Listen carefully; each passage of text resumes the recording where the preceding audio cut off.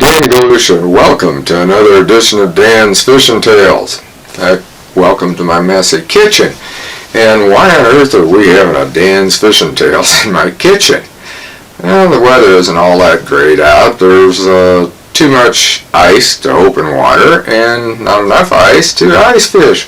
So this is a good time to arrange tackle boxes, and I'm going to go through all the edge boxes that I've got, but not in this video. We're only going to do them one at a time. And the first one is probably one that I get the most questions about, and that's a crankbait box. And we're going to start out with a small crankbait box, and one reason is I use a lot of rattle traps. Naturally, I'm on the Bill Lewis Pro staff, so I've got rattle traps, and I'm on the Blitz Pro staff, and Blitz has blades. Well, will the blades fit in the same box that the rattle traps? Yes, they will, and I'm going to be showing you that. And first off, let's just talk about the boxes themselves. I've got a rust restrictor box here, and I really like these rust restrictors. The only thing is, with crankbaits, as you well know, you stick more than one crankbait in here, and what are you going to have when you start to pick it up? Well, this one's fine, but it won't be if it hooks another one. And then see what happens. These are blades. These are Blitz blades. And see the hooks? They're all tangled together. So, by using an edge, which is this one, you can avoid that. And this is a one-handed box, by the way. And here's the way that you take this and use it. You pull it down like this, just like that, up here, and then out. It's a one-handed type of an operation rather than having all of these others and you're sitting like this with it. You just got one hand. That's it. Just take it down, pull up, down. And that could be laying on the deck of the boat and where you go. Now here's why people ask, what on earth is this thing used for? Take a look at that. You don't have your normal compartments. You got a bunch of these little bitty old fingers sticking out here. So how's that going to work? You've also got this thing. I better bring that up. Right there, that little deal right there is what absorbs all the water out of here.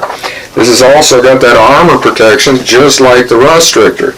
And this just slides right in, no problem at all. You just stick it right down into there and away she goes. And what we're going to do is I'm going to do a close-up and I'm going to show you how this actually works. We're going to put some baits in there and then we're going to actually transfer those crankbaits into this one. So let's get to doing that. Alright, now we've got the box open here and it's ready to have the crankbaits put in. So how do you do that?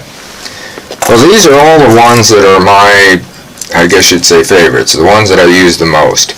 And here's one right here. This is a bleeding shiner, the white bleeding shiner. I've caught a lot of fish on that. And you just take them and you stick them straight down in. Put the hooks down so that they go down like this. You don't have to shove it on down in. The lid will put it where it should be. So just put them up like that. I've got a smaller one here. Now, this is the same one, but this is in the mini trap size. We just put that right there. Don't put them right on top of one another. In other words, like this. Make sure they got just a little bit of space. This is a perch color, which has still got the line tied to it. That's a very good color. Caught a lot of fish on that. You use that kind of in an area where you got a lot of bluegill type stuff.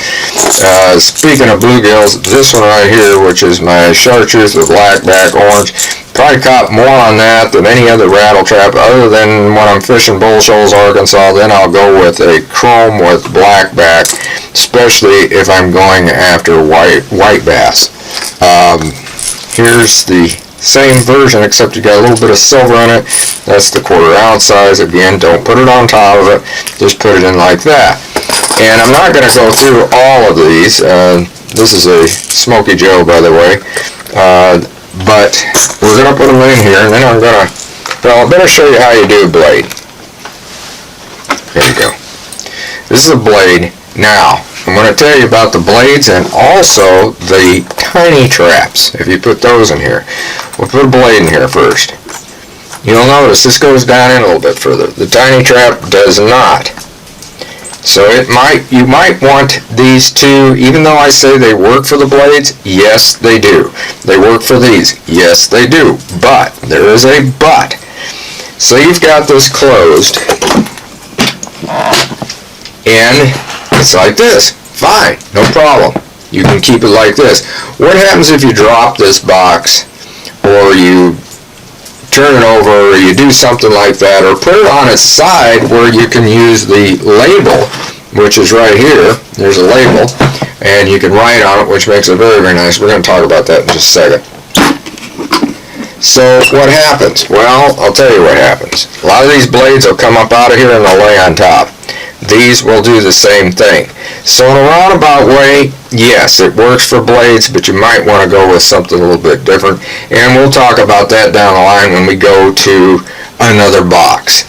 But as you can see, it does fit in there, and so does this, and there's no problem at all taking them out.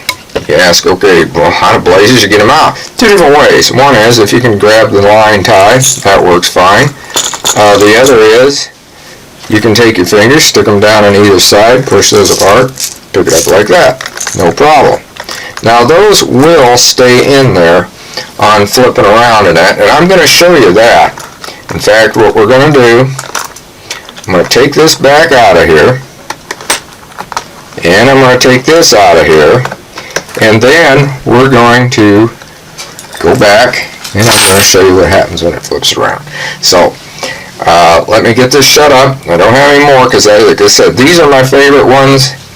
If I put all rattle traps, I'll do that. You can tell I can put a lot of rattle traps in here. No doubt about that. So it's a great box for that sort of a thing. And as far as bilge crankbaits, I better mention that.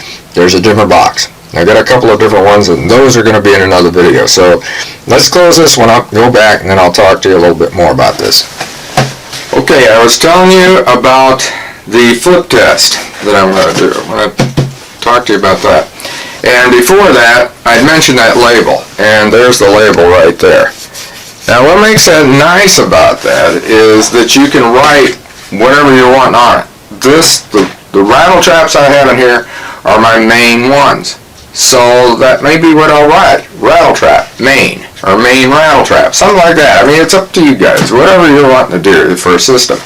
But as I said, what happens if this flips around? Now, if I left the blades in there, I already told you what would happen. So with this, now, we're going to do this with it. And they're in here. You can probably hear them a little bit, maybe.